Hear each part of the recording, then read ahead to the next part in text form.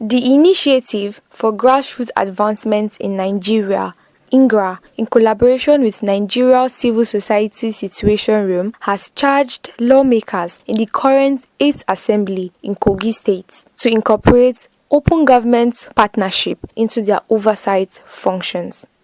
The Executive Director of Ingra Nigeria, Hamza Aliyu, gave the charge on Friday in Lokoja at a one-day capacity building on Open Government Partnership (OGP) for Kogi State House of Assembly members. The OGP is a novel concept in terms of accountability and partnership between government and citizens, and so sequel to Kogi signing up on the OGP, we feel that the House of Assembly Legislature has not been critically involved in the issues around the OGP itself, and so we feel that as a critical component of the government in terms of public finance management of citizens' resources, the House of Assembly is a critical point where the OGP should be domiciled in terms of appropriation of funding for its budget and then oversight function of the House. And so that is why we feel that we should begin the engagement process with the House of Assembly to state exactly what the OGP is to them and then where they come in terms of their roles and responsibility.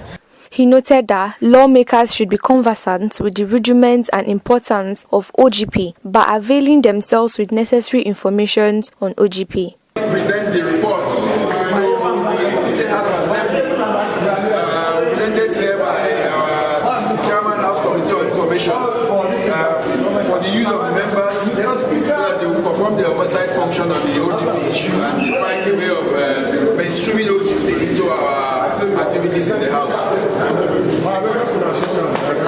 They are elected members, they represent the people, and so if OGP is a concept that involves people, then it means that the House of Assembly needs to be one of the primary constituents of that engagement. Aliyu observed that the House of Assembly has not been critically involved in the issues around the OGP. We expect that the House of Assembly should look into these issues of appropriation and look into the oversight function to ensure that the activities that have been appropriated for, budgeted for, are implemented, and then they look at what do we have value for money in terms of how do we spend our money in these activities. Are the MDAs doing it in a participatory manner? Are they engaging the communities in doing it, the citizens in doing it? And what's the feedback from the citizens? All these are some of the functions of the House of Assembly, and we're expecting that members using their constituency meetings, using their constituency offices, should be able to interrogate this process and ensure that going forward we have a much better quality in terms of how we provide resources for our people and provide services to help us break this vicious cycle of poverty. In his paper presentation on Understanding the Processes, Challenges and Dynamics of Legislators in the Realization of Open Government Partnership at Sub-Nation Level in Kogi State, the Executive Director, Conscience for Human Rights and Conflict Resolutions, CHRCR, Comrade Idris Miliki, noted that necessary laws must be made to promote the principles of OGP. The chairperson, Kogi NGO Network, Congonet, Ambassador Idris Ozovehe Mureina, in his presentation on analysis of the revised 2024 budget of Kogi State, asserted that the Kogi State 2024 approved revised budget offers promising signs regarding the state's commitment to open government partnership plans. Open government partnership is all about commitment making. You make a commitment to the people, I am going to do A, B, C, D. Then we hold you by that commitment. You know, the way we operate over the years is that we will always want to see the manifestos of those who want to contest elections. But some people make mock of us. I mean, why are you always asking no manifesto? Yes, because we want to have a document that we can hold you accountable to. But OGP has created a platform where the government makes a commitment and we hold that commitment with timeline and start following up to ensure that they implement those commitments. On his part, the chairman, Kogi State House of Assembly Committee on Information and member representing Ogori Mangungu State Constituency, Honorable Bode Ogumola, disclosed that the current lawmakers remain committed in ensuring transparency to enhance good governance in the state.